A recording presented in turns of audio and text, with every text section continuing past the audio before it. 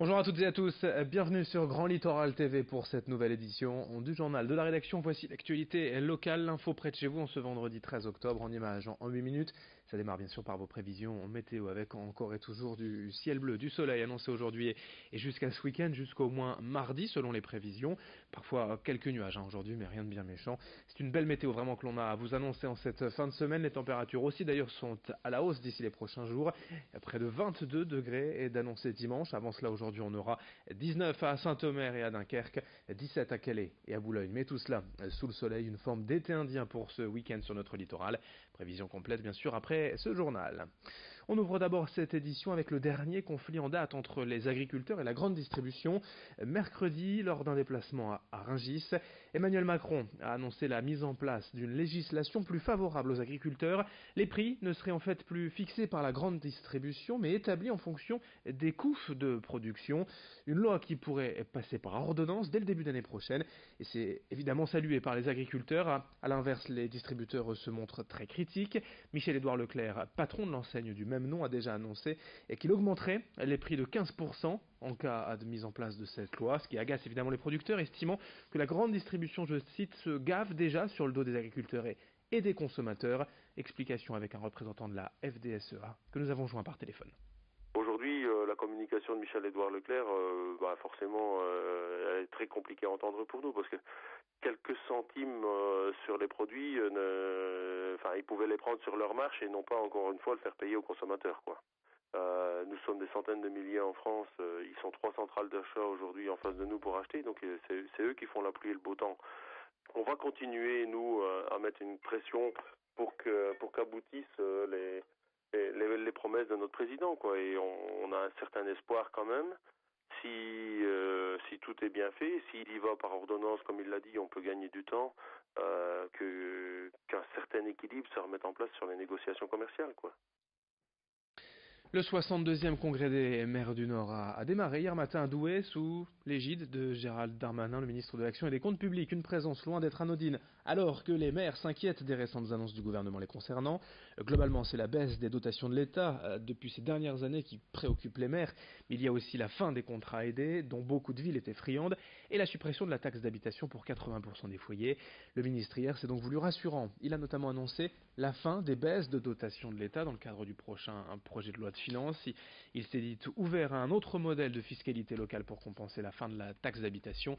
On écoute la réaction d'un maire dans la région, à Téteghem, près de Dunkerque, au micro d'Idil Gunay. On a eu là des éléments qui semblent dire que ça ira mieux pour nous. Maintenant, on a pris l'habitude de croire ce que l'on voit, donc on va juger au fil des années budgétaires si l'État respecte sa parole. Et ce qui me fait dire que ça ira mieux, c'est qu'enfin, on arrête la baisse des dotations. Donc rien que ça, ça nous rassure. Mais ça n'enlève pas les centaines de milliers d'euros pour les petites villes, voire les millions d'euros pour les plus grandes villes qui ont été perdus durant, la présidence du président Hollande. Le tribunal correctionnel de Boulogne a eu à juger ces derniers jours d'une affaire plutôt insolite. L'ancien gérant du salon funéraire du Touquet, impliqué dans une histoire de détournement de fonds, mais qui n'a plus donné de nouvelles, de signes de vie depuis près d'un an maintenant. Explication avec Vincent Vieillard. Où se trouve Frédéric Dupont, l'ancien co-gérant d'une entreprise de pompes funèbres berquoise, a disparu en février dernier en emportant ses chiens et sans prévenir son épouse. Le salon funéraire du Touquet est d'ailleurs à l'abandon depuis son départ précipité, tout comme les salariés et les clients de son entreprise. Car l'homme a notamment laissé de nombreux impayés auprès de ses fournisseurs, mais il n'est pas inconnu de la justice. On trouve à son nom une autre plainte, cette fois-ci pour détournement de fonds, alors que l'homme était associé à un autre gérant de pompes funèbres, cette fois-ci de la ville de Berck. Il avait en fait facturé à leur société commune des travaux réalisés dans sa propre maison, un détournement qui aura duré plusieurs mois et qui aura coûté cher à son ancien co-gérant, montant de l'escroquerie pour son désormais ex-associé, plus de 86 000 euros. Alors c'est pour ce détournement de fonds que l'homme s'est retrouvé convoqué par le tribunal d'instance de Boulogne-sur-Mer cette semaine, un procès qui s'est déroulé en son absence. puisqu'il n'a toujours pas donné signe de vie. Selon des informations de nos confrères de Radio 6, il aurait trouvé refuge à plusieurs milliers de kilomètres de la France, en l'occurrence au Sénégal. Une absence qui n'a pas empêché sa condamnation. 3 mois de prison avec sursis, 5 000 € d'amende et interdiction de gérer une société pendant 2 ans. Dans l'actualité également sur votre littoral, on vous propose ces images insolites à Audruic depuis déjà 8 ans. En octobre, la boulangerie Sébastien confectionne des tototes, de petites meringues à l'eau de vie de rose et à la forme pour le moins évocatrice. L'idée, c'est ni plus ni moins de contribuer à la lutte contre le cancer du sein. La maladie concerne près de 54 000 femmes chaque année en France, 12 000 en meurent encore. L'opération Octobre Rose permet, je vous rappelle, de sensibiliser le public à cette cause et de récolter des fonds pour la recherche. C'est l'objectif aussi tout simplement de ce boulanger. Pendant un mois, le boulanger vend ses tototes et la totalité des recettes va à la Ligue contre le cancer. Explication au micro de Corentin Escaillé.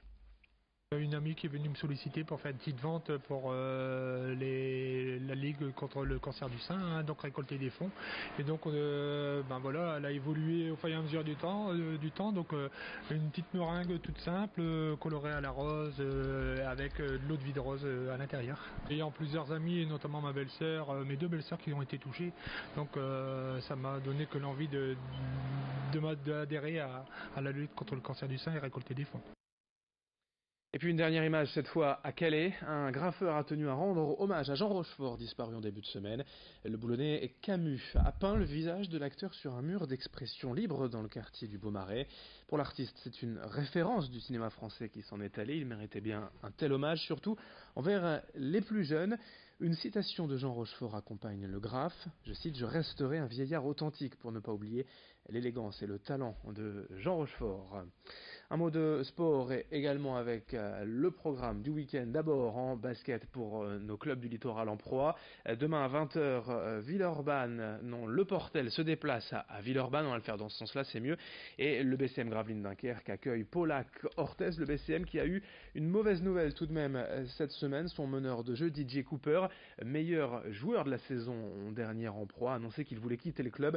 L'équipe, selon lui, ses coéquipiers ne sont pas au niveau. Il préfère abandonner le navire. Après, je vous le rappelle, 4 défaites en 4 matchs. Notez également en football en national, l'USBCO qui se déplace à Rodez et l'USLD qui se déplace à Sannois-Saint-Gratien. Les 2 matchs de national, c'est ce soir 20h. Fin de cette édition, à suivre vos prévisions météo. Merci de votre fidélité sur Grand Littoral TV.